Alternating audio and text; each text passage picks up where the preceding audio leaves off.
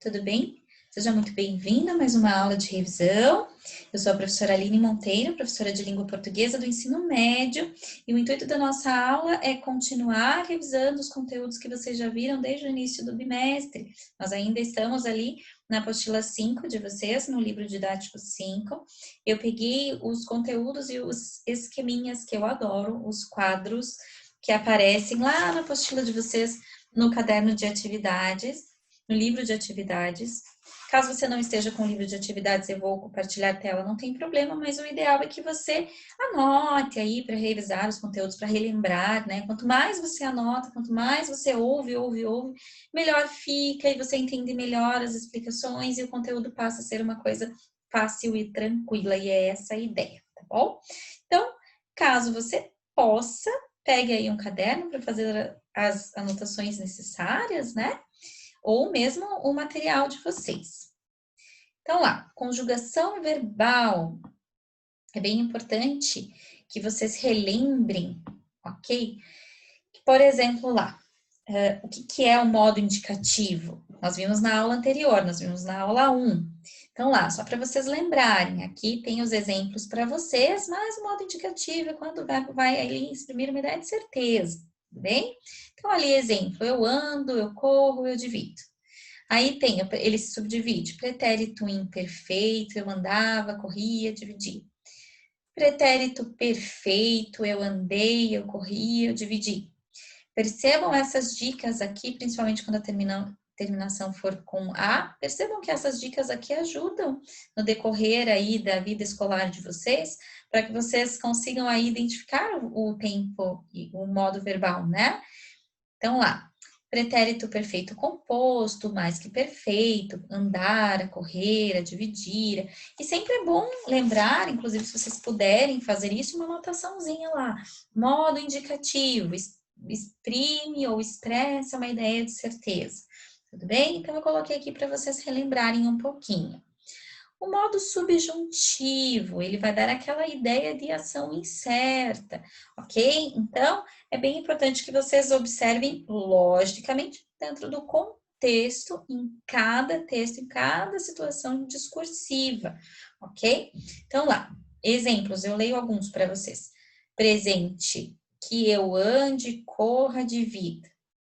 Pretérito imperfeito, se eu andasse, corresse, dividisse. Observem que só por fazer essa leitura você já percebe que é aqui uma ideia de ação incerta. Se eu dividisse meu lanche com meu amigo, ele ficaria feliz. Vai que ele não ficaria feliz. Ou vai que você não fosse dividir mesmo, enfim. O modo imperativo, gente. Lembrando, o modo imperativo expressa a ordem ou pedido.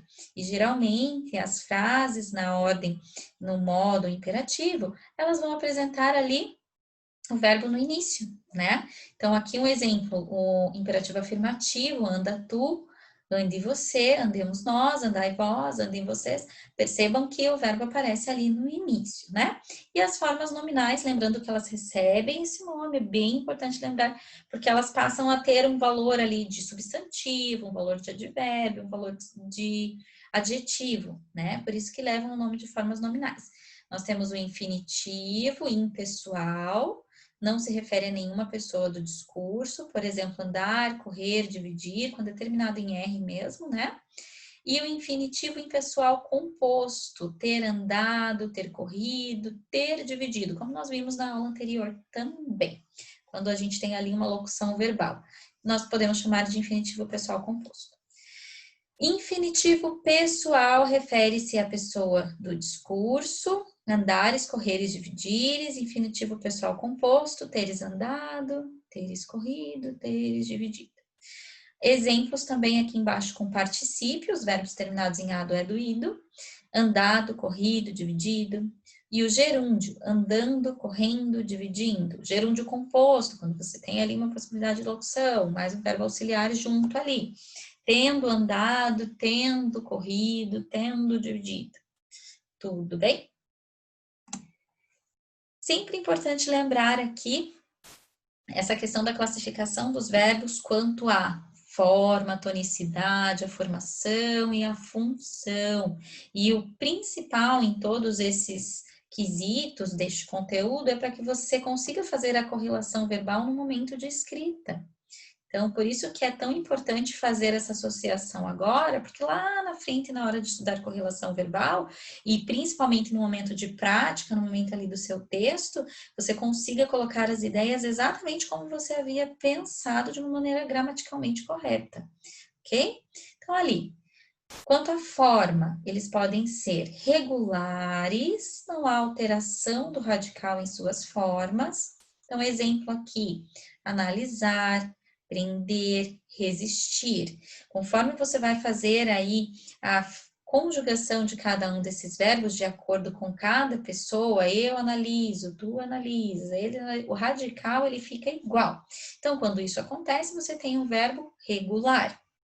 No caso dos verbos irregulares, a alteração no radical ou as desinências não seguem o modelo da conjugação a que pertencem, às vezes na primeira, segunda ou terceira pessoa. Por exemplo, fazer e o ouvir. Os anômalos apresentam irregularidades muito acentuadas, eles vão ficar muito diferentes de acordo com a conjugação. Por exemplo, ali o ser e o ir, ok? Ele vai ficar completamente diferente de acordo com a conjugação. Os verbos defetivos não se flexionam em todos os tempos, então, ou modos ou pessoas. Exemplo, reaver, colorir, falir. Como fica lá? Eu quero dizer que eu fali. E no presente, eu, entendem como não dá? Então, neste caso, nós temos os verbos defectivos, quando eles não têm a mesma, eu falo, mas daí muda. Daí é o verbo falar, percebem? Quando isso acontece, você tem aí um caso de verbo defectivo. Eu coloro, percebem? Então, exemplo de verbo defectivo. Abundantes, o último ali, apresentam mais de uma forma. Preso e prendido, ganho, ganhado, acontece isso em língua portuguesa, impresso, imprimido. Esse verbo, eu acho que de todos é o que é muito curioso, porque às vezes a pessoa quer dizer, eu não tinha imprimido, dela a pessoa, não tinha, e fica assim. Mas existe, né, impresso ou imprimido. Então, lá, tonicidade. Formas risotônicas, o acento tônico recai sobre a vogal no radical. Então, percebam aqui, ó, pulo, recebo e parto. O radical da palavra até aqui, ó, é P-U-L. Percebam aqui pela flechinha. E aí, a sílaba tônica, a sílaba mais forte, lembrem-se que às vezes a sílaba mais forte nem sempre estará acentuada. Ela é tônica, ela é forte na pronúncia e nem sempre estará acentuada. E aqui, no caso das formas risotônicas, essa sílaba mais forte aparece no radical. No caso das formas arrisotônicas, o acento tônico recai sobre a vogal fora do radical. Então, ali o exemplo, cantávamos, vendíamos, partirei, fora do radical, tá? O radical vai até aqui, cante, aqui, depois vende até o D, partirei até o T. Então, percebam que a mais forte está fora do radical, né? A vogal mais forte aqui, a sílaba mais forte fica fora do radical. Nesse caso, nós temos as formas arrisotônicas. Formação. Podem ser primitivos, quando dão origem a novos verbos, ter, por exemplo, a ter, tem outro verbo. Derivados formam-se a partir do radical de verbos primitivos, por exemplo, reter. Então, observem lá, o primitivo é o que dá a origem, e o exemplo embaixo é um derivado, reter, por exemplo, né? Principais, a função ali embaixo. Principais apresentam uma significação plena. O exemplo, vou levar, havia comunicado, foi feito. Então, a partir dali, você percebe essa expressão da ideia em si no próprio verbo. Observem os verbos que estão em negrito ali, ok? Que é o verbo, são os verbos levar, comunicado e feito. Já no caso dos auxiliares, eles acompanham o infinitivo, ou o gerúndio, ou o particípio, para formar as locuções verbais. Então, os auxiliares, não é que eles sejam menos importantes, mas é que eles não contêm a significação em si. Nos verbos principais é que nós percebemos essa questão de sentido e de significado. Então, o exemplo dos auxiliares ali, vou, havia e foi. Eles acompanham o verbo principal.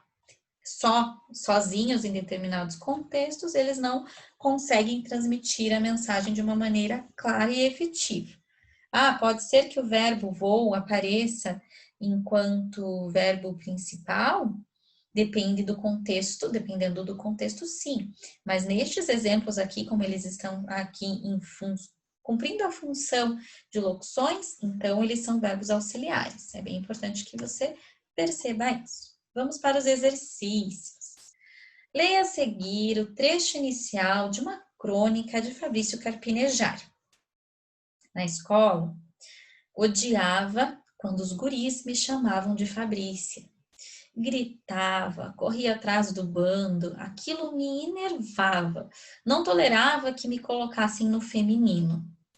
O autor usou os verbos em destaque no pretérito imperfeito do indicativo, porque esse tempo verbal lhe permitiu apresentar fatos.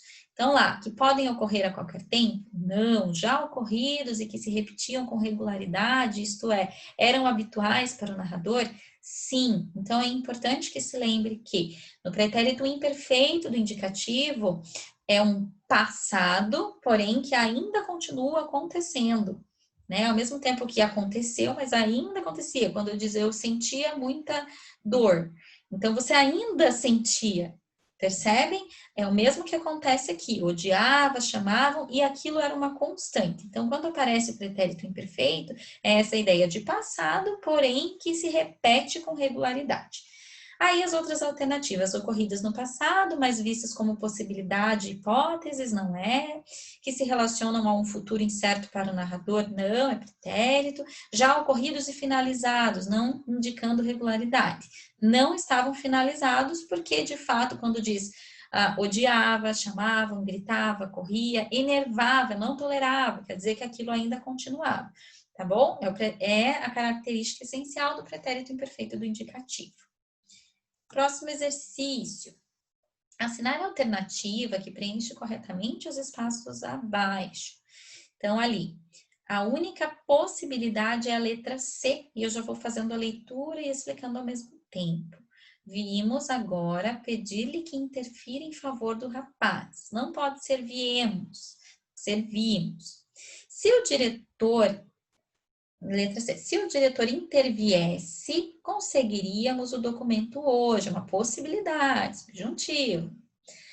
A próxima. Se alguém entretiver as crianças, poderemos trabalhar sossegados. Observem que quando aparecer o se, essa ideia de possibilidade, você precisa usar subjuntivo. É uma possibilidade.